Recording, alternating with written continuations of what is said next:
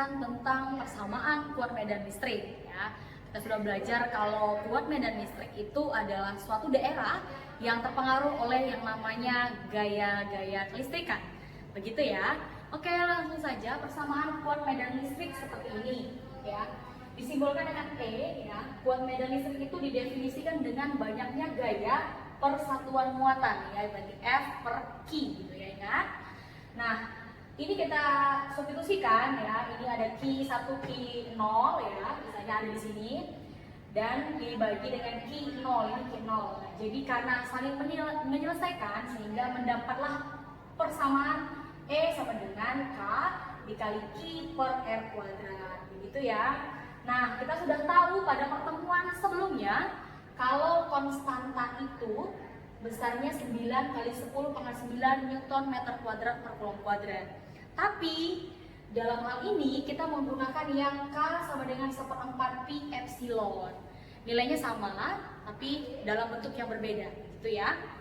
Nah, kita substitusikan K-nya ke dalam persamaan sehingga memperoleh persamaan medan listrik menjadi E sama dengan Q dibagi 4 pi epsilon 0 dikali R kuadrat.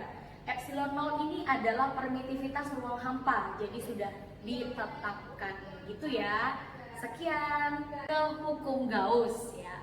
Kemarin sudah saya beri pengantar kalau persamaan Gauss atau hukum Gauss itu berbicara tentang jika ada medan-medan listrik ya menembus suatu permukaan yang dianggap dengan yang namanya luas permukaan ya, itu nanti akan terjadi yang namanya flux listrik gitu ya. Oke, saya misalkan dengan panel surya ini ya. Panel surya ini berupa bidang ya. Jadi suatu bidang yang ditembusi oleh energi matahari yang menyinarinya, dan ini dianggap sebagai atau diandaikan atau misalkan dengan medan listrik begitu ya. Jadi ada medan listrik yang menembus suatu permukaan, maka nanti akan terjadi yang namanya flux listrik gitu. Oke, kita langsung saja. Ini ada suatu medan, ini yang namanya plat ya. Plat. Ya, plat ini ditembusi ya, dia ini suatu luasan, saya beri nama A, dan dia dilalui atau dilewati oleh medan listrik yang disimbolkan dengan anak-anak panah ya. Ada beberapa, ada 1, 2, 3, 4, dan 5. Nah, medan listrik ini menembus suatu luas permukaan secara tegak lurus, itulah yang namanya flux listrik atau hukum Gauss gitu ya.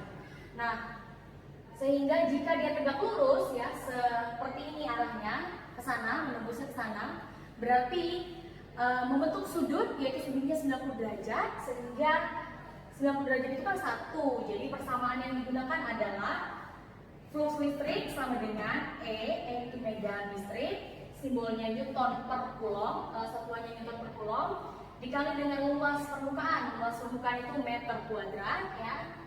Dan flux itu sendiri satuannya Weber. Weber itu Newton meter kuadrat per coulomb. Gitu ya. Nah, pertanyaannya, jika medan listrik yang melewati suatu luas permukaan atau A itu menembus dengan membentuk sudut, misalnya sudutnya 60 derajat atau 45 derajat. Bagaimana cara menghitungnya? Nah, tinggal ditambahkan, tinggal dikali dengan cos theta. Jadi cos antara sudut tersebut, cos antara E dan A, gitu ya. Oke, seperti ini contohnya membentuk sudut. Nah, pertanyaan berikutnya, jika medan listrik itu melewati bidang lengkung kan bisa apa saja, lingkaran ya, yang berupa lengkungan gitu ya. Nah, sehingga untuk menentukan hukum Gauss-nya ya, dengan menggunakan persamaan delta flux sama dengan integral tertutup dikali dengan E dA ya, integralnya terhadap dA luasan gitu. Sama dengan integral tertutup E cos dA, kita substitusikan yang tadi, dapatkan EA ya kan. Nah, sehingga rumus untuk menghitung flux ya sama juga dengan persamaan ini, 1/4 epsilon 0 dikali Q dalam. Jadi flux listrik itu sama dengan jumlah muatan yang lewat di sini kan.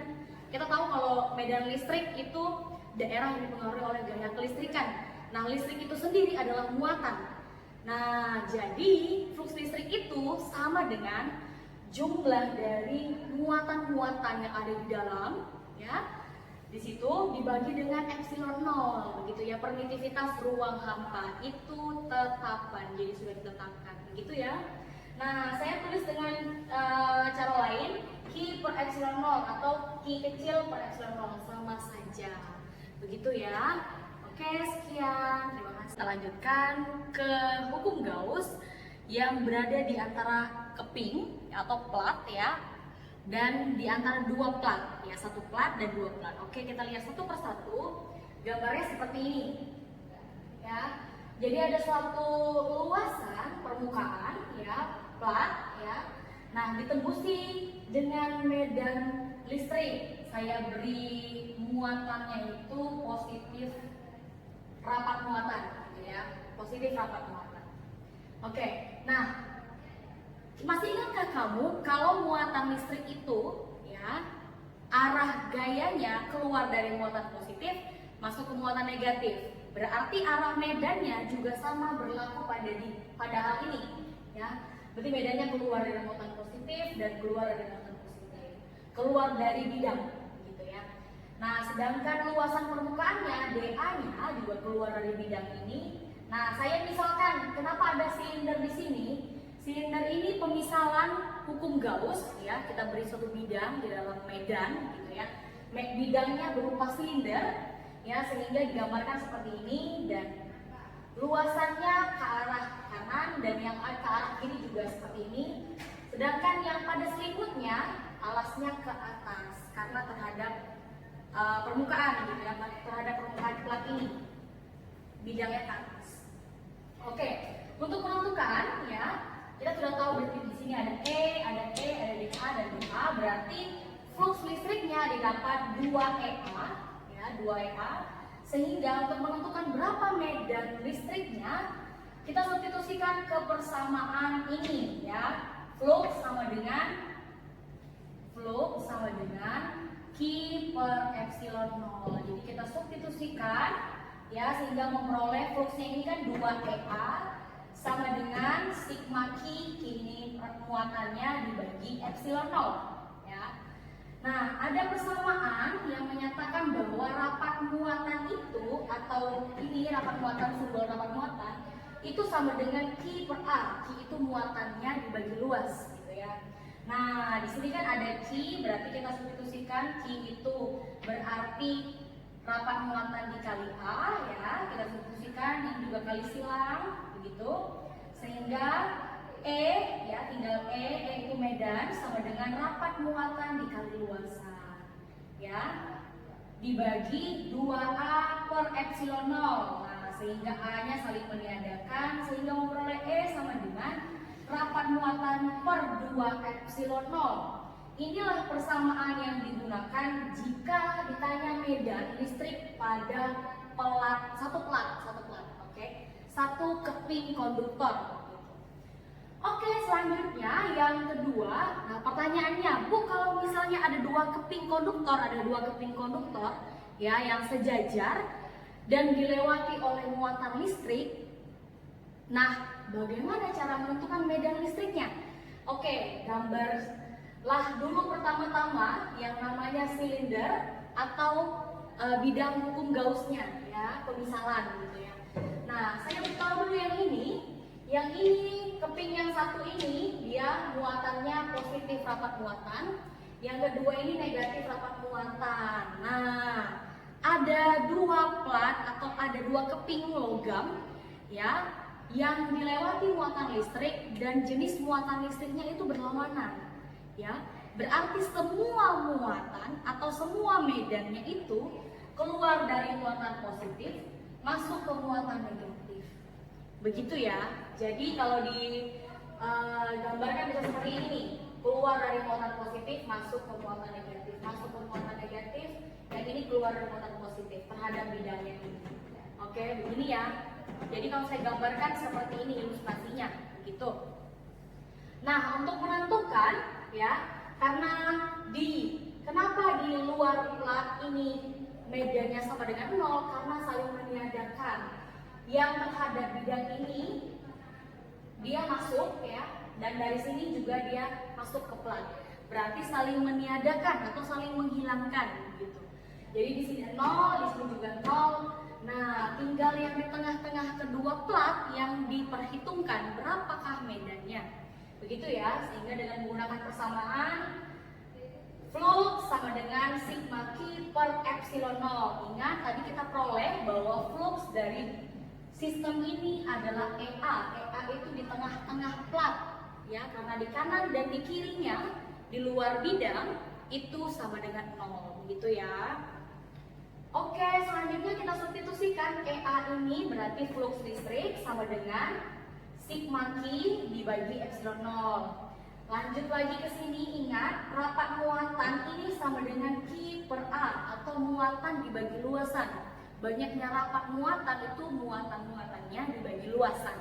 Begitu ya. Oke, langsung substitusikan ya. Q itu rapat muatan dikali A, substitusikan ke sini sehingga A-nya kita pindahkan ke sana.